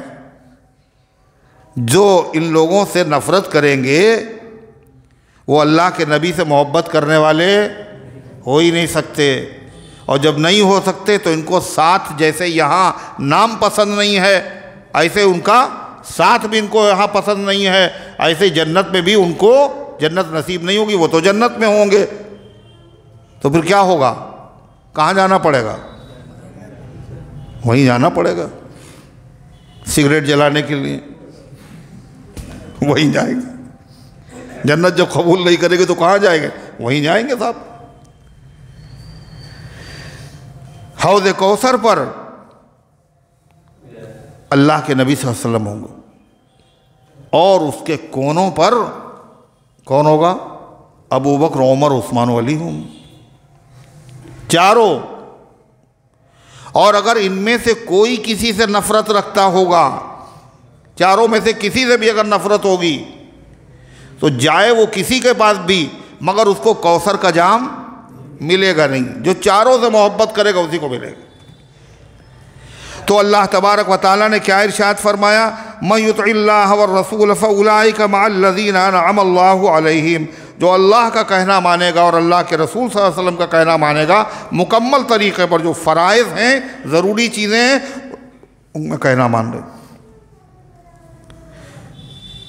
اور جو چیزیں بس میں نہیں ہیں اللہ کے نبی صلی اللہ علیہ وسلم کی نقل کرنا ہر آدمی کے بس میں کہاں ہے؟ جو اختیاری چیزیں ہیں، جو اپنے بس میں ہیں، کہنا مانے گا اللہ کا اور اس کے رسول کا اور اتباع کرے گا تو یہ ان لوگوں کے ساتھ ہوں گے جن پر اللہ تعالیٰ نے انعام فرمایا، نبیوں کے ساتھ، صدیقین کے ساتھ، شہداء کے ساتھ، صالحین کے ساتھ۔ اللہ کیا کہتا ہے؟ اور جو ان کے ساتھ ہوا، کس کے ساتھ؟ نبی، صدیق، شہید، صالحین کے ساتھ۔ حسن اولئک رفیقا، یہ بہترین ساتھی ہیں۔ اللہ نے ان کو کیا کہا؟ سب سے بہترین ساتھی۔ یہ اگر مل گئے تو میاں سب کچھ مل گیا۔ اللہ نے مہر لگا دی، ان سے اچھا کوئی ہو نہیں سکتا۔ اللہ فرماتا اور سنو، جو ان بزرگوں کا ساتھ تمہیں قیامت کے دن مل جائے گا، ناز نہ کرنا، یہ تمہارے عمل کی وجہ سے ملا ہے۔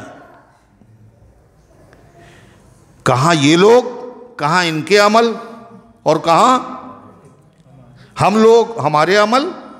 عمل کی بنیاد پر ان کا ساتھ نصیب نہیں ہوگا، یہ ہم تمہیں انعام دیں گے اور یہ خالص ہمارا انعام ہوگا، یہ نہ سمجھنا کہ ہماری محنت کا نتیجہ ہے۔ کیا کہا خدا نے؟ ذالک الفضل من اللہ، یہ محنت نہیں ہے تمہاری، یہ تمہارے اعمال کا صلہ نہیں ہے، جیسا عمل ہوگا اتنا ہی تو ثواب ملے گا، اور یہ اس سے بڑی چیز ہے۔ یہ کیسے ملے گی تمہیں؟ ذالک الفضل من اللہ، یہ فضل ہے اللہ تعالیٰ کی طرف سے، اللہ کا کرم ہوگا۔ اللہ ہم سب کو یہ فضل عطا فرمائے، ہم سب کو یہ نعمت عطا فرمائے۔ وَكَفَى بِاللَّهِ عَلِيمًا، اور اللہ تعالیٰ کافی ہے علم کے اعتبار سے، یعنی اللہ جانتا ہے کس نے عمل کیا، کتنا عمل کیا، کس نیت سے عمل کیا، اور کتنے درجے کے یہ لائق ہے، اس کو کتنا انعام ملنا چاہیے۔ اللہ کافی۔ یا ایھا الذین آمنوا خذوا حذرکم، کیا کہا اللہ تعالیٰ نے؟ جو نبی کا کہنا مانے گا، اللہ کے رسول کا، اللہ کا کہنا مانے گا، اسی کو یہ انعام ملے گا، ہے نا؟ اور اللہ اس کے رسول کا کہنا ماننا یہ آسان، بولو آسان نہیں، یہ نعمت بہت بڑی ہے، یہ دولت بہت بڑی ہے، یہ رتبہ بہت بڑا ہے، اور جو چیز بڑی ہوتی ہے، قیمتی ہوتی ہے، وہ آسانی سے نہیں ملتی۔ شب قدر آسانی سے مل جاتی، میاں جاگو کتنی راتیں، حضور نے آسانی کر دی امت کے لیے، مگر پھر بھی اخیر عشرے میں 5 راتیں جاگو، انہی میں سے ہوگی، ہے نا؟ جمعے کے دن ایک لمحہ ہوتا ہے، اس میں دعا قبول ہوتی ہے، مگر وہ لمحہ کب ہوتا ہے؟ 1 ہی منٹ کا ہوتا ہے، تو 1 ہی منٹ میں کام بنا لیں، وہ پتہ چل جائے کسی طرح سے، کجی نہیں۔ عصر سے لے کر کے مغرب تک 2 قربانی، یا امام کے خطبہ دینے کے بعد سے لے کر کے نماز کے ختم ہونے تک، نماز سے فراغت کے بعد تک، وہ گھڑی آئے گی، اسی میں جو مانگو گے مل جائے گا، لیکن محنت کرنا پڑے گی۔ اور یہ جنت، اور جنت میں انبیاء اور شہداء اور صدیقین کا ساتھ، یہ تو بہت اونچا درجہ ہے، یہ ایسے نہیں ملے گا۔ اللہ کے اس کے رسول کا کہنا مانو، اور اللہ اس کے رسول کا جو کہنا ہے، جو حکم ہیں، بعض ان میں سے ایسے ہیں جو انتہائی سخت ہیں، یعنی ہر آدمی کے بس کی بات نہیں ہے۔ کس کی بس کی بات ہے؟ جو سچے ایمان والے ہیں۔ ان میں سے سب سے اہم چیز کیا ہے بتاؤ؟ اللہ اس کے رسول کے حکم پر اپنی جان قربان کر دینا، ہے نا؟ اس لیے اللہ آگے اسی کا ذکر کر رہا ہے۔ اللہ اس کے رسول کے کہنا ماننے کے اوپر یہ نعمت ملے گی۔ اللہ اس کے رسول کا کہنا کیا ہے؟ خالی زبان سے کہہ دیا ہم مسلمان ہیں، ماننے والے عاشق ہیں، کافی نہیں۔ اللہ فرماتا یا ایھا الذین آمنوا، اے ایمان والو، خذو، اللہ کا حکم آ گیا، خذو، لے لو، حذرکم، اپنے بچاؤ کا سامان، بچاؤ کا سامان، اپنے اسلحے لے لو، ضروری سامان لے لو۔ فانفروا ثبات او انفروا جمیعا، پھر نکلو ثبات، چھوٹی چھوٹی ٹکڑیوں میں، او انفروا جمیعا، یہ نکلو سب ایک ساتھ۔ چھوٹا سا لشکر اس کو کہتے ہیں سریہ، ایک بڑا لشکر جب عام حکم ہو کہ ہر آدمی نکلے تو پورا لشکر سب کو جانا فرض ہے، ورنہ چھوٹے چھوٹے لشکر ان کو سریہ کہتے۔ اللہ کے نبی صلی اللہ علیہ وسلم 30 سواروں کا دستہ بھیج دیا، 50 صحابہ کو بھیج دیا، کسی کو اپنا سالار مقرر کر دیا، یہ سریہ ہے، آپ خود تشریف لے جا رہے ہیں، یہ غزوہ ہے۔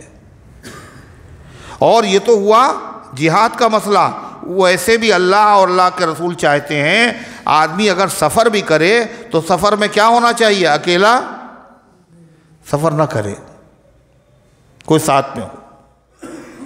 آپ نے فرمایا ساتھی 4 بہتر ہیں، کتنے؟ 4۔ اور فرمایا جو لشکر چھوٹا لشکر ہے وہ 400 آدمیوں کا اچھا ہے، اور جو بڑا لشکر ہے وہ 4000 کا اچھا ہے۔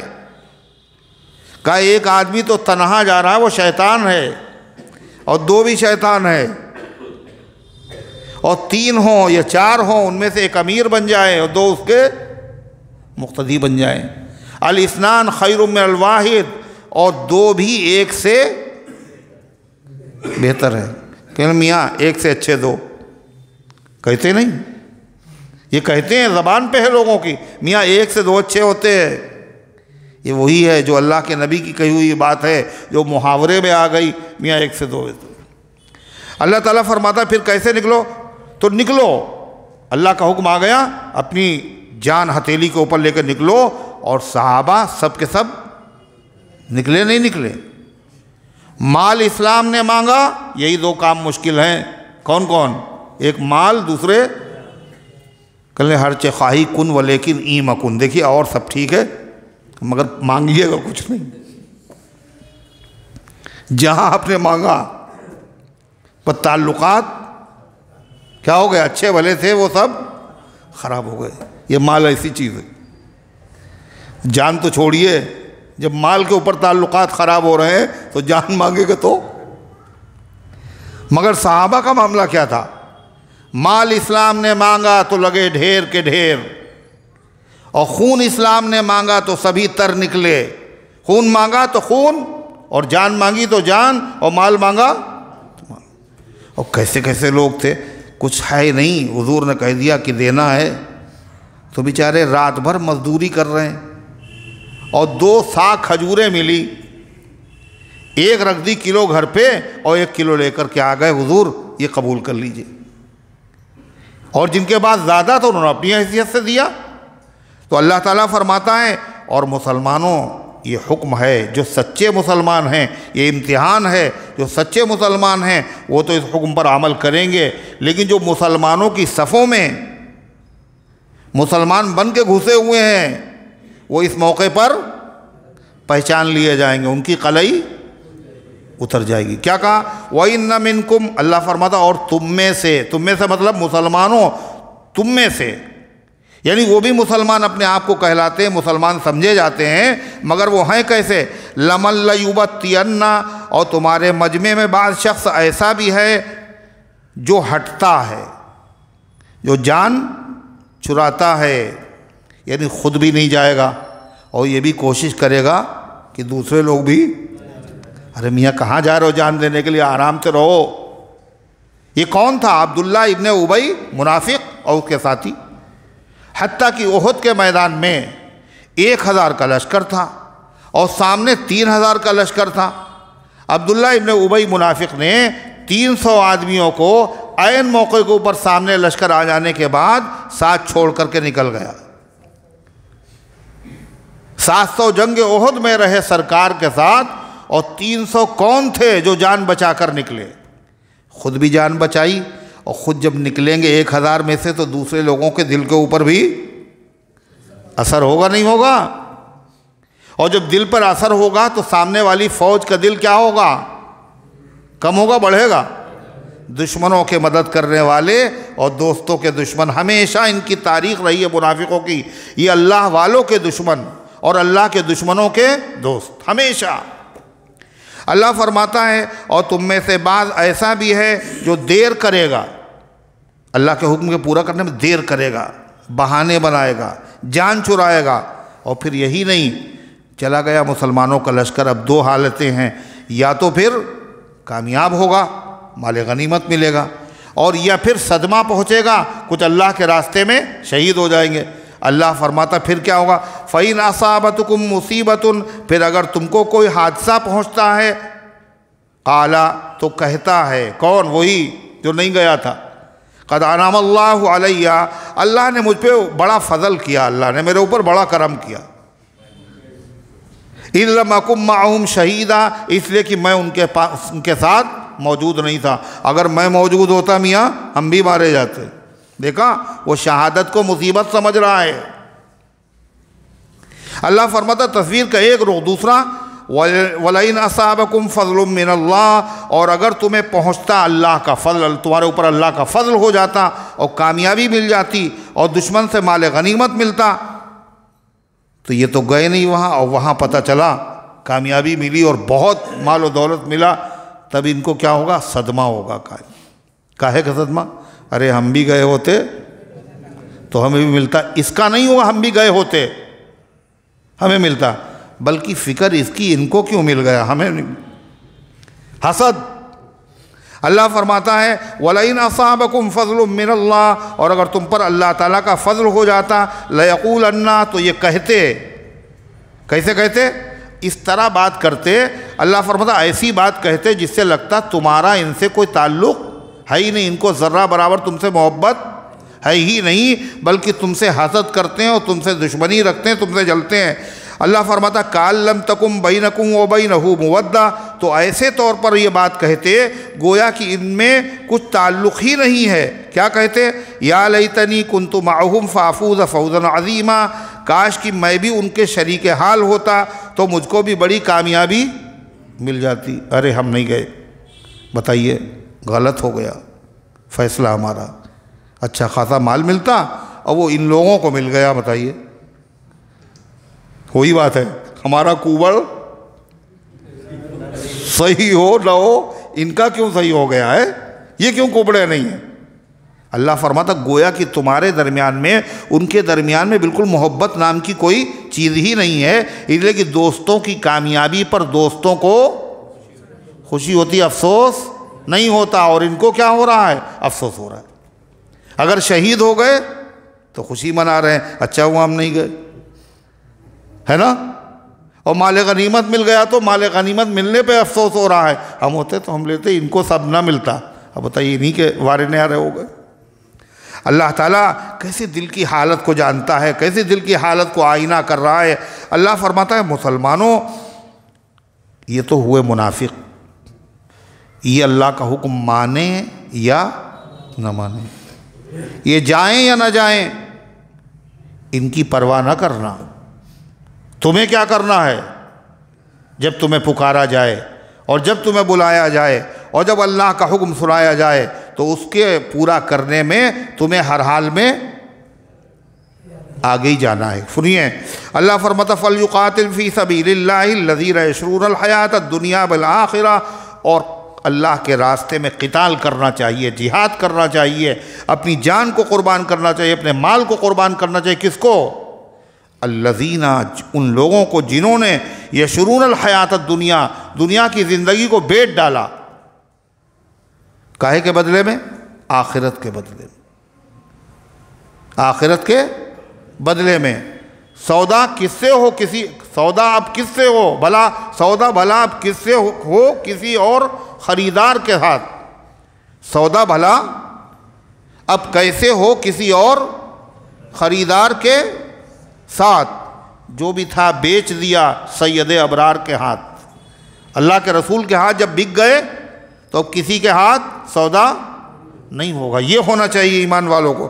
اللہ فرماتا اور جب ایمان والا جب جائے گا اللہ تعالیٰ کے راستے میں تو کبھی ناکام نہیں ہوگا۔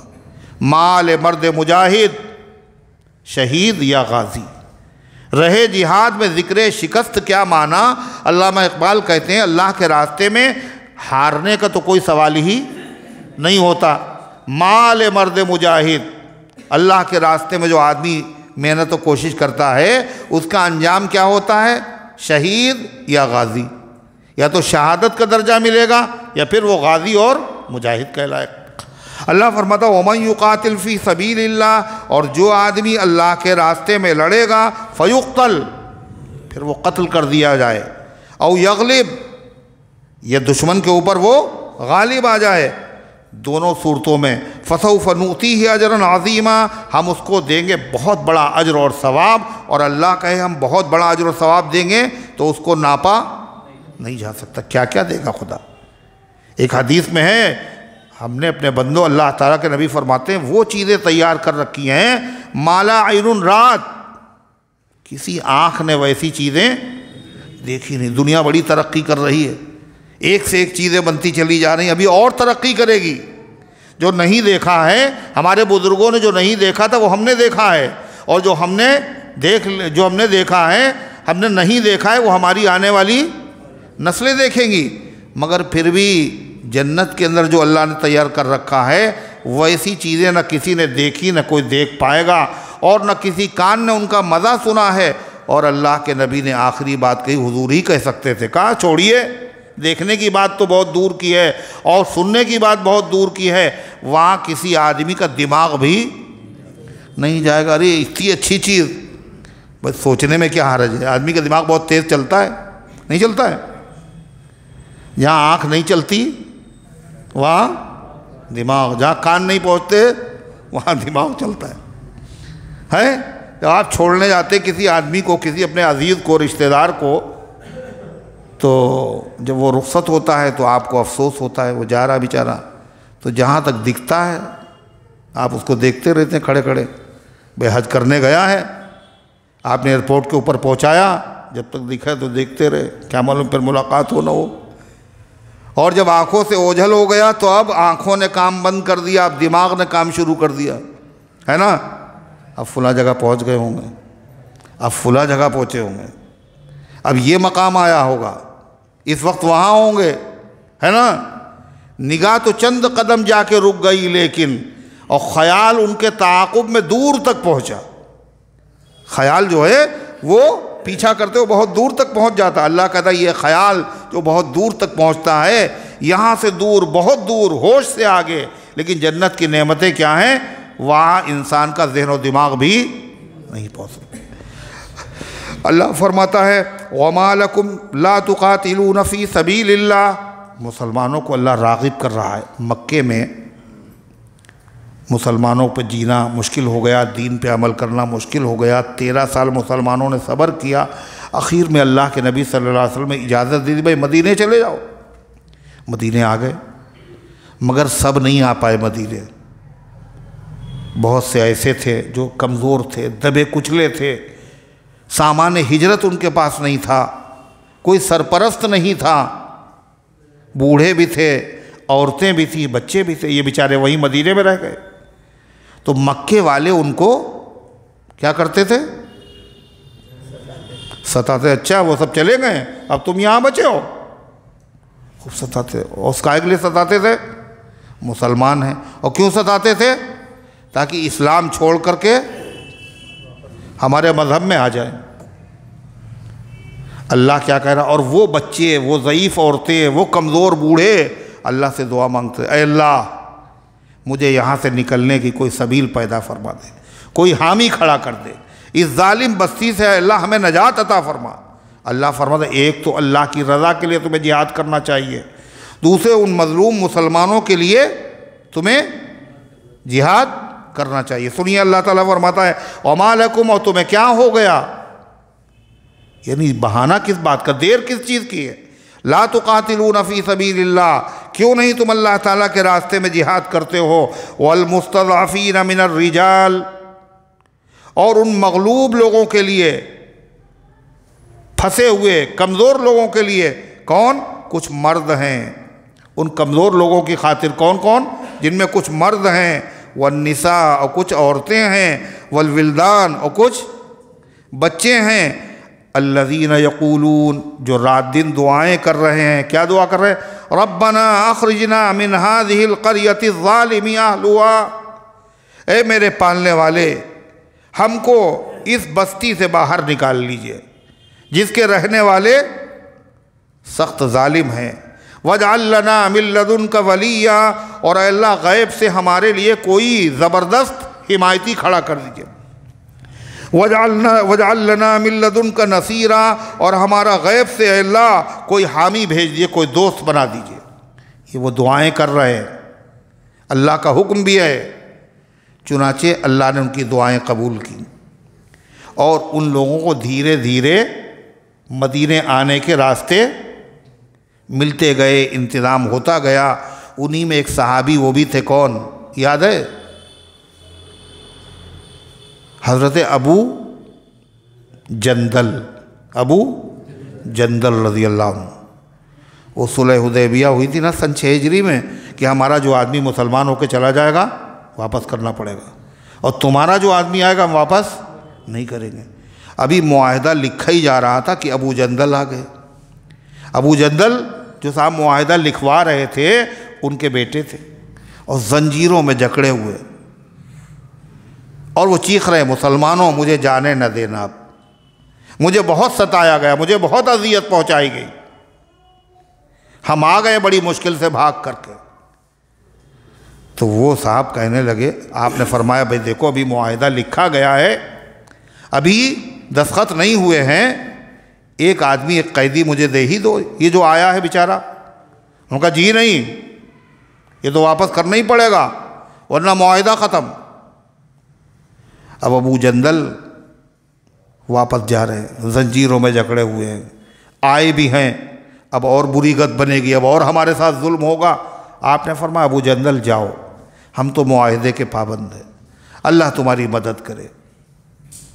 اسی حالت میں مسلمانوں کے دل پہ جو گزری ہوگی بیان نہیں کر سکتے، آنکھوں سے دیکھ رہے تھے وہ، اتنی سخت دل۔ تھوڑی دیر کے بعد وہ آپ نے واپس کر دیا۔ ایک اور صحابی آ گئے مسلمان ہو کر کے، اور جب وہ آئے تو آپ نے فرمایا بھائی میں تو معاہدہ کر چکا ہوں، اس لیے میں معاہدے کا پابند ہوں، مدینے میں تمہیں روک نہیں سکتے۔ 2 آدمی لینے بھی آ گئے مکے سے، یہ بھاگا ہوا آیا، ہمارا آدمی واپس کریے۔ آپ نے کہا اچھا بھائی جاؤ، معاہدے کی ہم تو پابندی کریں گے، یہ اسلام کی خصوصیت ہے، دنیا کبھی معاہدے کی پابندی نہیں کرتی۔ ایسے حالت میں معاہدے کی پابندی۔ جو واپس گئے، دونوں آدمی جو آئے لینے آئے تھے، تو ایک جگہ ٹھہرے، کہنے لگے تمہاری تلوار بہت اچھی ہے۔ اس مسلمان نے کہا گندا بشیر، انہوں نے کہا جی ہاں بہت عمدہ قسم کی ہے، میں نے رات ہی اس کے اوپر دھار رکھی ہے، اور ہاتھ پہ لیا اور سر قلم کر دیا، ایک کا سر قلم کر دیا، دوسرا جو تھا وہ بھاگ کھڑا ہوا، اور پھر حضور پاک صلی اللہ علیہ وسلم کے پاس وہ بھاگا ہوا آیا کہ وہ تو قیدی نے دیکھیے مار دیا ہمارے آدمی کو، اور وہ بھی ساتھ میں آ گئے بشیر۔ اے اللہ کے رسول، معاہدہ آپ نے کیا، معاہدے کی خلاف ورزی آپ نے نہیں کی، آپ نے تو مجھے یہاں سے واپس ہی کر دیا تھا، اب آگے ہم جانے اور یہ جانے۔ اب وہ چلے گئے، ان کو معلوم تھا مکے جائیں گے تو خیریت نہیں، اور مدینے جائیں گے حضور واپس کر دیں گے۔ تو ایک ساحل کا علاقہ تھا، سمندر کا کنارہ، وہاں بیٹھ گئے، وہاں جا کے رک گئے۔ اب جو مسلمان ہوتا مکے سے بھاگتا، مدینے حضور جائیں گے، حضور تو روکیں گے نہیں، معاہدے کے پابند ہیں۔ وہ دھیرے دھیرے سب وہیں جا کے جمع ہوتے گئے۔ جب وہاں وہ اکٹھا ہو گئے تو ادھر سے ان مشرکین کے جو قافلے نکلتے تھے تجارتی، اب انہوں نے ان کو مارنا شروع کر دیا۔ جب ان کو ناک میں دم کر دیا تو ان لوگوں نے خود ہی، مکے کے لوگوں نے بھیجا پیغام کہ یہ والی شرط جو ہے ہم واپس لیتے ہیں، ان کو بلا لیجئے آپ۔ اللہ کے نبی کا جب حکم پہنچا تو وہ صحابی جو تھے، جو سب سے پہلے آئے تھے، وہاں جا کے ٹھہرے تھے، ان کا آخر وقت تھا، دنیا سے رخصت ہو رہے، تو اللہ تعالیٰ نے انتظام کر دیا، ان کی دعائیں قبول کر لیں۔ ان ضعیف لوگوں میں عبداللہ ابن عباس فرماتے میں بھی تھا، حضور کے چچا زاد بھائی، اور میری والدہ بھی تھی۔ اللہ تعالیٰ فرماتا ہے